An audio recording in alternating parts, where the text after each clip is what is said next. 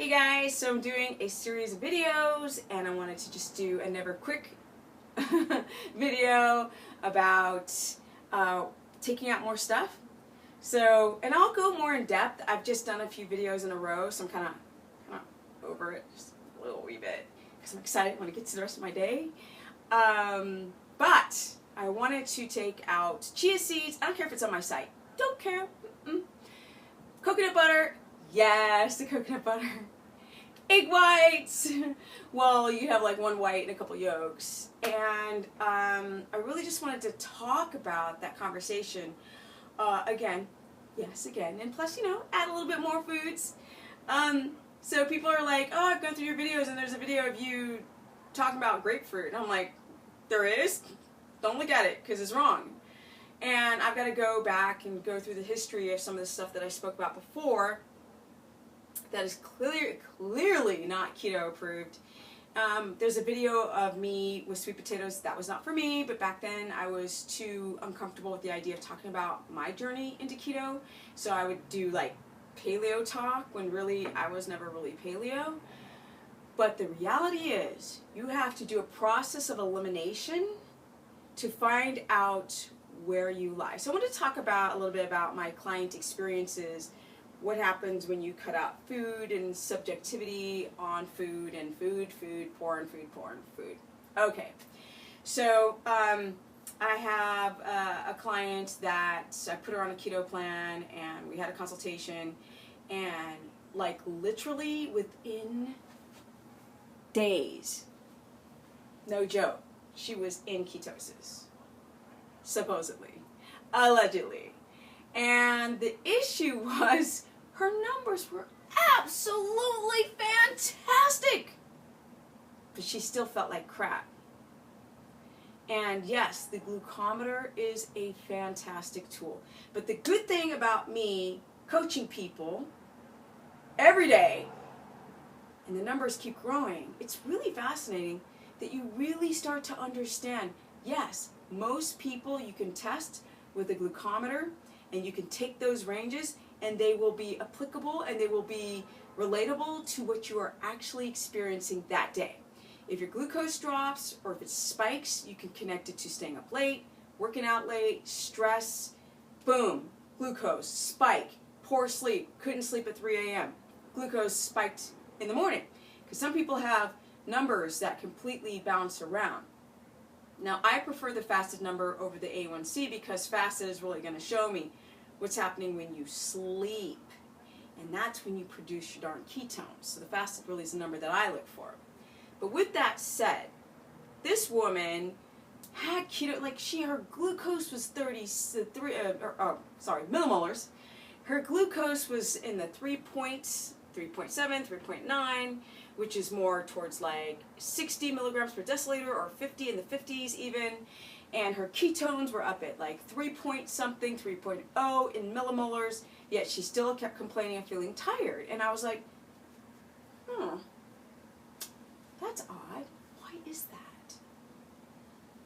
Well, I mean, when we had the consultation, she had a lot of symptoms of adrenal fatigue.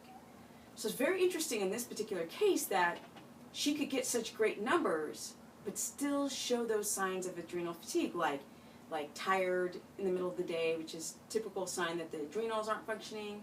Maybe the liver is clogged, which means the kidneys overwork. Maybe her sleep quality was bad. What else? Tired. Oh, she said that she had a difficult time dropping weight. Now, this is in the first 4 weeks. I'm like, how many times, which I got to do a separate video of, explaining to people that you don't drop weight in the beginning. You can drop water, and you can drop muscle, and you can drop a wee bit of fat. Until your body learns how to become fat adapted, nutritional ketosis, because there's a difference between the two, y'all. Registering ketones and actually using them, a lot of them. So I came to the conclusion that she's not using her ketones. That if we actually did a urine strip test, they'd probably come out as a lot of ketones, which is quite fascinating because when you try the urine strips in the beginning and you register the dark purple showing that you're in ketosis, You're actually, it's what's coming out of you. So that's the problem. We don't want what's coming out of you. We want what's going in you. So a lot of people start using the glucometer, which it is quite effective in the 90s. So I definitely want people to still go out and get your glucometer, Precision Extra, Freestyle, the brands, you know, Universal Drugstore, the online Canadian drugstore sells them for cheap, or eBay. Okay, so I don't have to keep writing that in email back to people. But with that said, her numbers looked perfect, but her symptoms were still adrenal. So I'm realizing that it is possible to have perfect ketosis numbers on a glucometer, still feel tired, and not really be fat adapted. But you also have to realize to drop fat, you have to be using ketones. Even if the glucometer says that you are. I bet you the urine strips will show in ketones. Because when you're in ketosis, it doesn't really show up on the urine strips anymore, because it's what's going in you now. That's the problem with the urine strips, is that when you're in ketosis, you shouldn't show any color. You should show that you're not in ketosis, but you're actually in ketosis. So guys, that's it. I wanted to explain why, if you coach that many people that I do, you tend to want to go and cut out things. Because if you have a lot of people really upset that they're not dropping weight, and their health issues, and their thyroid and their adrenals are still, see, sirens again, like I can't win for losing, yo, like, again, every video.